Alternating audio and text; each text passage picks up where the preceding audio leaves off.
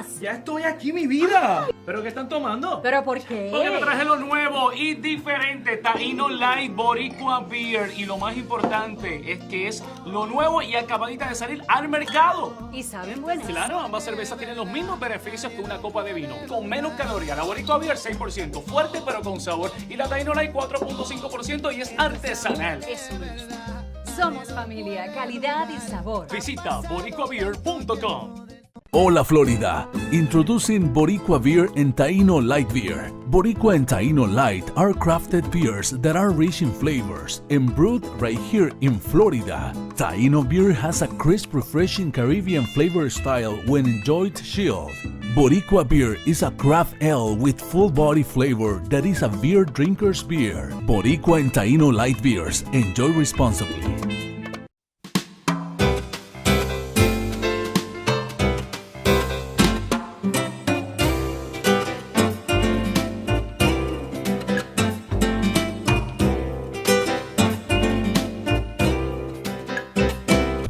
Good evening and welcome back to another edition of Latina Role Models. I am your host, Sandra Rivera, and today we have a very special guest with us, Nancy Rosado, who is a former member of the NYPD. Welcome. Thank you for being here. Oh, thank you for having me. Now, you have a very interesting story. You were with NYPD for approximately 25 years? In total, 25 years in law enforcement, but 21 and a half with the NYPD. Okay. And what you're here to talk about today was your experience with 9/11. Obviously, that hits you very close and probably even closer than most people would realize. Can you tell me where you were that day? I was assigned to a unit that worked out of police headquarters. Mm-hmm.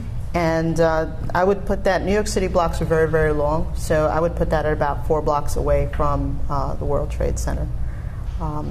That morning, it was a beautiful, beautiful morning. The sky was a perfect blue, the type you want for wedding photos. Mm-hmm. And it was also election day. Okay. So I went into work, and I started at 6, and I was assigned to work with a group. I ran a couple of support groups, and the group that I was running was for officers who had been involved in shootings and stabbings and had been involved in what we call critical incidents. Mm-hmm. What happened was, in the middle of running my group, we suddenly hear this sound. It sounded like a garbage dumpster being turned over when a truck picks it up and turns it over, but it echoed and it resonated. And we were in a church basement right across from one police plaza, and the basement shook. We looked at each other, and what was that? There are federal buildings around us, so the first thing we thought is, uh-oh, something will happen at a federal building. And there was a young man next to me who worked for the bomb squad. Okay. And all he could say was, that doesn't sound good. And he got up and bolted out of the room. I grabbed the rest of the guys that were in the group, and we had a group of about 7 to 10 cops in the room, myself and another sergeant. We ran the support group because we found that, officers oftentimes are exposed to these situations, mm-hmm. and don't go out and get their own help. Sure. And don't receive enough help, no opportunity to vent, and so on and so forth. So they had all been in their own kind of incidents, and what I did was the other sergeant grabbed 5, I grabbed 5, and so we come right back here once we figure out what happened. Okay. So we split up either side of the church, and sure enough, when I turned the corner, everybody's looking up and pointing up. And when I look up, I see the North Tower of the World Trade Center. It looked like someone had cut a gash in it, mm-hmm.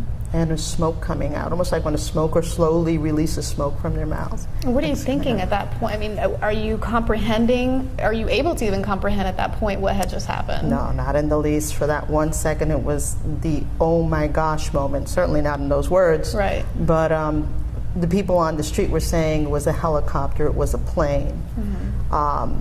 And what I genuinely thought at that moment was, what idiot pays so much attention to the control panel that they don't see a building coming at them? Right.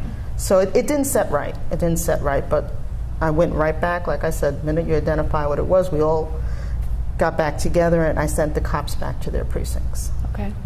Like I said, they had been in their incidents already. They didn't need to compound their trauma, but of course, cops to the very end. Sure. They ran right to the scene. Absolutely. I ran back into police headquarters where I was working out of, and I put on my uniform. Now everyone had scattered to dress, appropriately. We're all in civilian attire in the building. So we had co-ed locker rooms, if you can beat that. That was a lot of fun. Anyway, I got into my uniform and quickly, ran back into my office, and there was nobody there. Most of the guys were in the locker room still kind of lackadaisically getting dressed. The only other people that came into my office ready to go were 2 other women. Really? One a junior sergeant, no taller than I am, and I'm only 4'11", and a very young police officer. She was about like 23 years old, give or take. So They were on it. Yeah, that was it. We left the building. We were told that we were mustering on the corner of Vesey and West. Now, when we were told that, it's like that's the exact corner of the building of World Trade Center. Didn't make any sense to me. Like, why would you station people put people to muster so close to such a dangerous situation? Okay. But that's what they did. So we start kind of half running, half walking over there very quickly, and it struck me that as we walked and we were running into other officers and people that we worked with, we would hug each other. Like, stay safe, be careful, that sort of thing. Did you think that maybe there was a general sense among everybody that same feeling of something's not right here, or? Yeah, absolutely. Excuse me, absolutely. I think because while we were getting dressed, the second building had gotten hit. So now you knew for a fact there was terrorism, or you convinced yourself this is, Right, we're at war. And that's exactly how I was thinking. This is war. I'm not exactly a soldier, but Right. we're kind of the next best thing, I guess. And as we walked over and we were going through these goodbyes, one of the things I said to the 2 women with me, because I was senior to both of them, is we do not separate. I don't care what captain, what inspector says, you do this, you do that. We do not separate, because when you take equipment, you must return it. Likewise, if you have people under your command, you bring them back alive. Okay. You have a responsibility. So as we walked towards it and we talked about these things, you looked up and you saw debris falling from the building, and it looked like a lot of paper. It looked like it was gently wafting down, but it really wasn't. It was big chunks of stuff, and it wasn't a slow. Your eyes will slow things down for you. Wow, okay. Anyone who's been in a shooting will tell you that they actually, in many cases, saw the bullet. Really? Or they'll tell you that, the guy slowly turned, and everything happens in seconds, so it wasn't slowly. But our brains were protecting us, and we were watching debris come down that was actually a lot more than debris. As we got closer, it was very clearly people, besides the paper and besides the pieces of the building that were jumping. And human beings are incredible. We walked by a building where the building let out facing, it would be south. Okay. So they faced the side of the building. And they were coming out of their workplaces, and they were frozen, riveted, some of them. FBI agents ran up to us and said, help us move these people, they won't move. And I thought, oh my God, they're all in shock. And when I look, some of them had, or a lot of them actually, had bought these little cardboard cameras they used to sell at the time. Right. And they were trying to take a picture of the jumpers. Oh my gosh, wow. So, it really got very unpleasant moving them, because I guess they thought they were going to make their $1 million shot or something. But we got them to move, and we found a way of filtering the people out of the building so that they would go through this alley and pop out the next block. So it wasn't like you got to come out and stare anymore. You had to move. So we got to the corner of Vesey and West and crossed to the other side so we wouldn't be in the field of stuff coming down. And that's when you really got to appreciate how many people were jumping. The phenomenon was this. As you stood there, and once again, your eyes and your mind protect you. You see things in slow motion. Your vision becomes very, very sharp in a traumatic situation like that because you're protecting yourself. So you're taking in this extra information that normally would just pass you by. Exactly, exactly. And as you stood there and you looked up, no matter how high up, it felt like you were making eye contact. And I found that in speaking later on to officers who belong to our aviation unit, the hardest part for them was that they were ordered, once because of the gasoline that the plane had let out and so on, they were ordered no rescues, no aviation type rescues. So they really genuinely could make eye contact and people be waving. They were helpless. And they couldn't do anything. Those men suffered. Sure. They suffered later on, reflecting on not being able to do their jobs. This is what you're trained to do. This is what you know how to do. So for those of us on the ground, you're standing there with your vest, your gun belt, your gun, all your equipment, all this training, and you can't do anything. You can't help them. So the phenomenon, in fact, was this. As you looked up, nobody'd be jumping. And finally, either the heat or the desperation would take someone over, and let's say, for the sake of a number, 90th floor, he'd let go. And then everybody from the 90th down would let go. Somebody higher up would, then everybody below them would let go. It was like watching like a sheet of people. And the sound was like amazing. It was, I can't, there's no words for it. But the remnants, that was even more amazing. Without getting too graphic, you could not tell man from woman. There was no clothing. Really? Oh, very much. Sometimes you later on in digging around and trying to salvage or recover, you'd find something wrapped in clothing. Okay. But right out of their clothing, chunks of meat. Sorry about that. It's okay. You've got these two other officers with you that were pretty young with you, and being the senior officer, having been with the force for a while, I mean, what do you tell them? I mean, as they're taking it in and you're trying to comprehend it yourself, what do you tell them in that moment? It came to a point of realization. There's nothing we can do about this. And when I took my eyes off of what was happening, I looked at them and I said, "We got to go. We have to. We have a system where there's always someone else in charge, a higher-ranking person. You sign up on a sheet so they can account for you later on. And we were on no one's roster, so to say if something happened to us, no one would know we were there." Right. And it was urgent to me to be accounted for because I wanted my family, if something happened to me, to know I had been there and why I wasn't coming home. Right. So we got to go. We have to find a higher-ranking person, usually a captain and above, who has rosters and get our names on that. So we can't do anything about this. Let's go. And they just went right along with it. There was no questioning me, which is kind of unusual because we always bickered.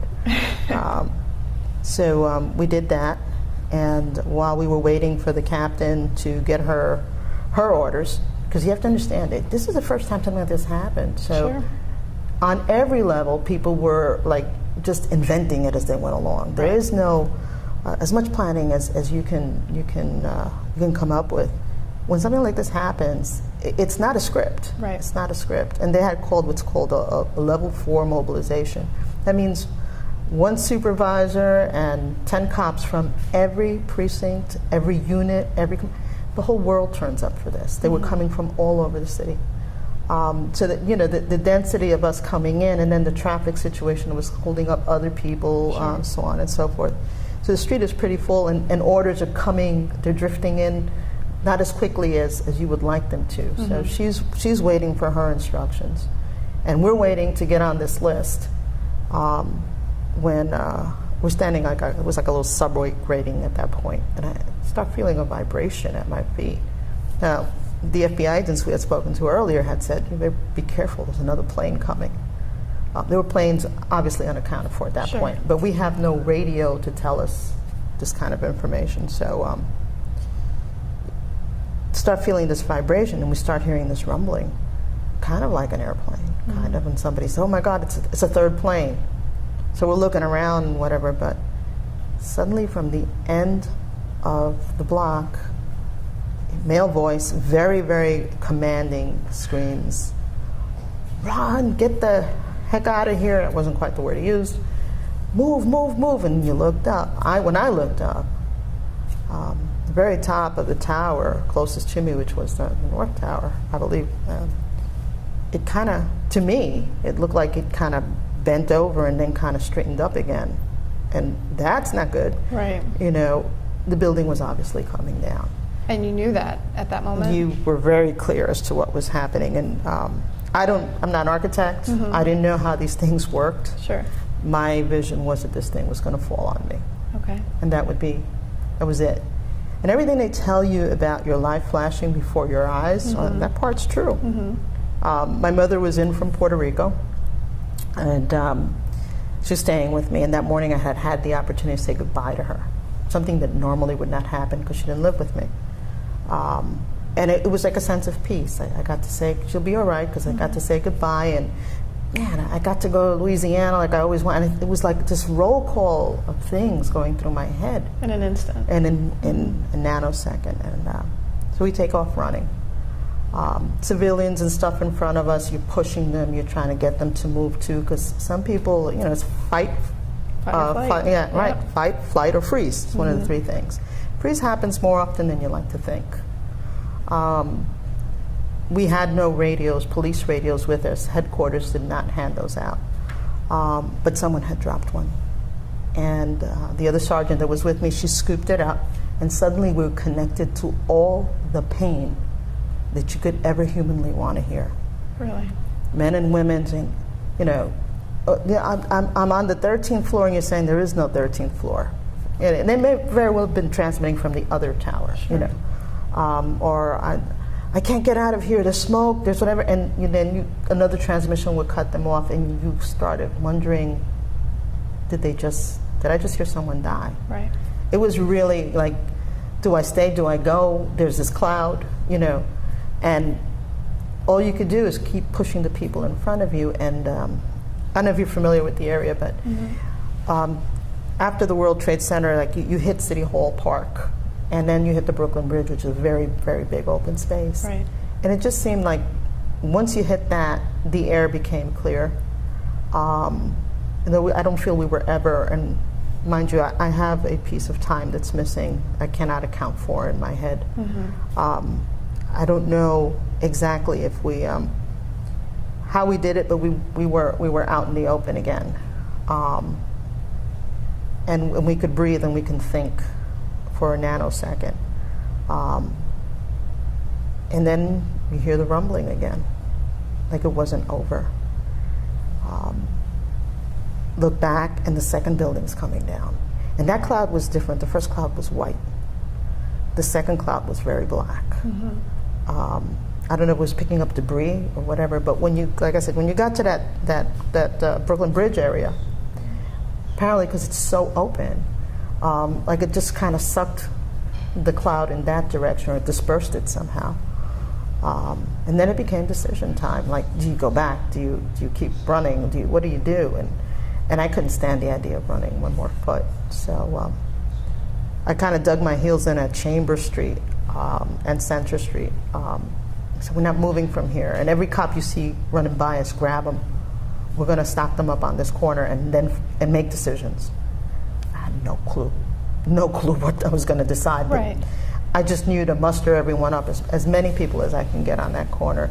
And I don't know, it must have been maybe about 30 cops, 40 cops. When out of the cloud comes a white shirt. Now, white shirts are supervisors. And this big, burly inspector comes out. And I could swear he was crying. He was just not a happy camper. But when he saw us, it's like, Sarge, what are we doing? It's like, I don't know, boss. I'm kind of hoping you'll tell us, you know. Did you find in that moment, was there even time to be afraid, or did you just find yourself going into action and trying to get to a point where somebody or you or everybody could make a collective decision as to what to do? Did you feel that fear or that terror that you saw? It wasn't fear for what was happening. Okay. It was fear of pain for me. I can speak for myself. Mm-hmm. Gosh, I don't want this to hurt. And you bargain with God. Mm-hmm. As your life is flashing before your eyes, you bargain with God. I'm good to go. I was ready. I felt very, very light, saying, I'm good to go. Just please don't make it hurt. Yeah. Just anything but pain. I don't want to be trampled, and I don't want glass to, because you could feel debris. Mm-hmm. But you didn't know what was hitting you. Later on, when I saw the size of the pieces of glass, the glass had to be like 3/4 of an inch thick, if not, a whole inch thick. And the chunks that were coming down, you have no idea at that moment. Sure. But you can feel it, and you can feel the pelting of like sand, sandish kind of stuff hitting you. And when you turn yourself over like that it's okay to die, it really is a very, very liberating feeling. Except, of course, you live, and then comes the other half of it, the survivor's guilt. Should I have stayed back? Was running cowardly. Mm-hmm. But for me, getting those two women back to where they belonged, and one had two very small children, the other one, like I said, she was 23 years old. She had every right to be there because she was took an oath just like I did, so on and so forth. But oh my God, I couldn't think of someone's life ending so young. So the survivor's guilt and everything kind of lifted very, very easily after that.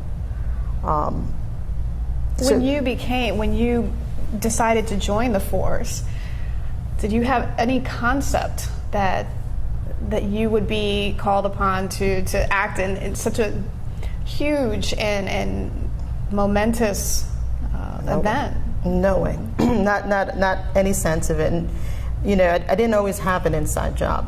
I worked patrol in Washington Heights. I worked patrol in Harlem. I went on to narcotics and was an undercover for about 4 years before I became a sergeant.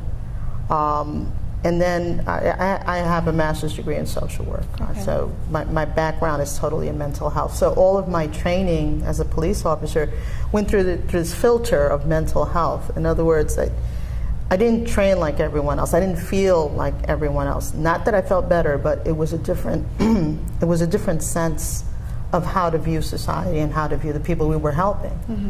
And so at that point in my career, someone had asked me, hey, would you be interested in working in a unit that helps officers who are having personal difficulties before they get themselves in trouble, like family disputes or, anger management issues?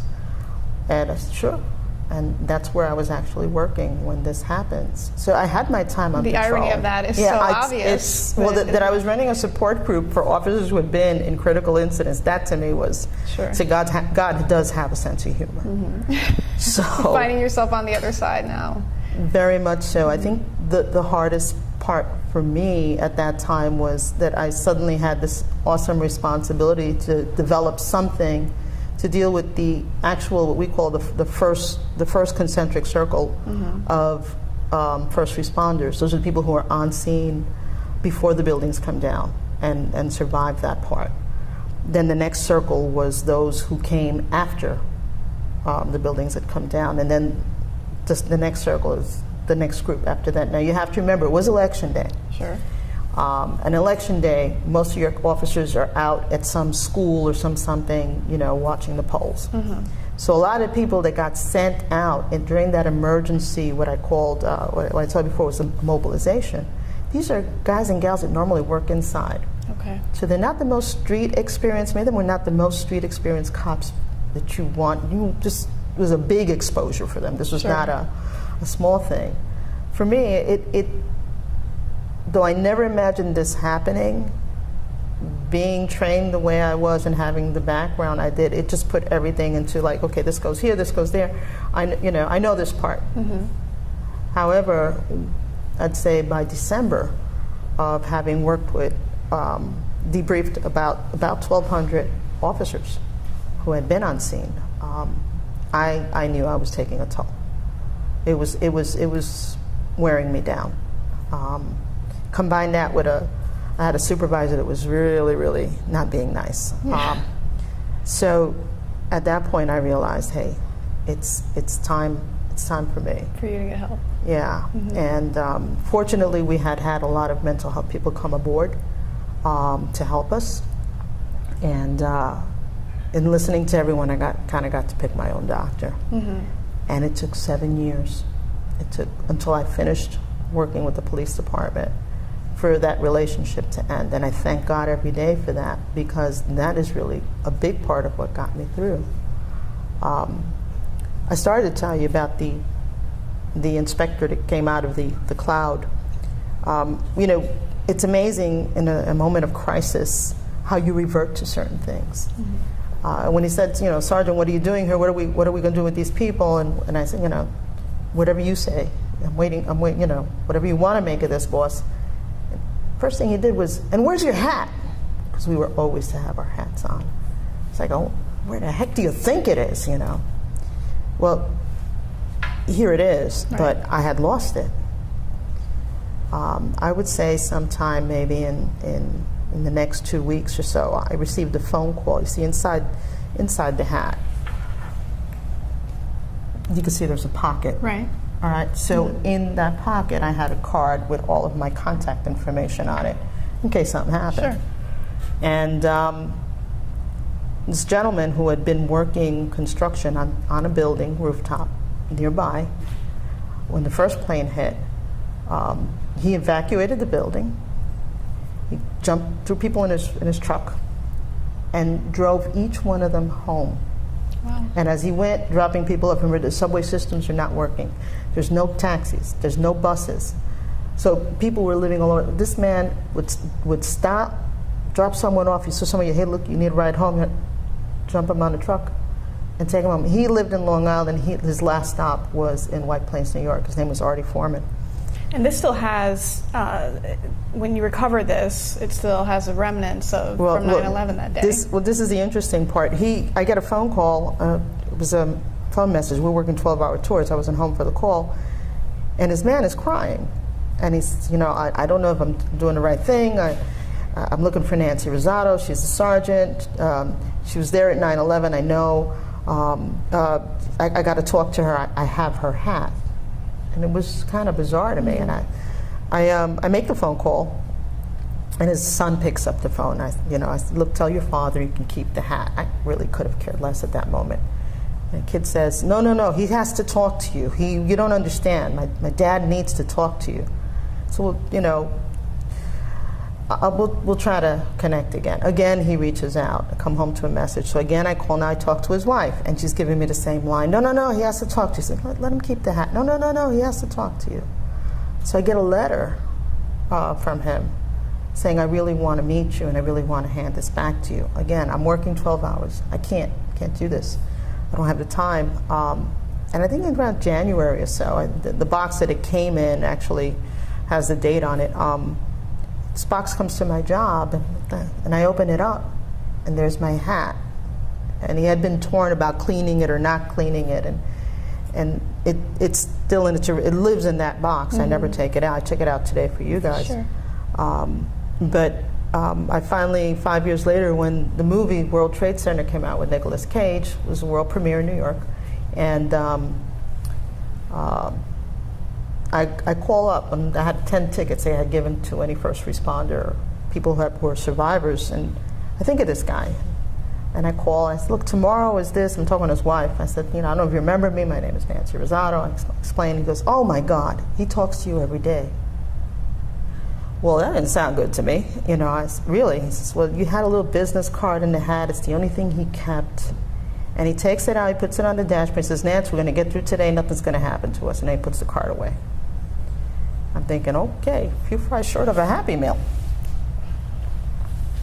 Turns out that Artie, you know, he was at the house at that moment. She put him on, and it's like, I'll be there. And we finally get to meet. over the darn Amazing. hat. Yeah. That's amazing. I'm your host, Sandra Rivera, and we will see you next week.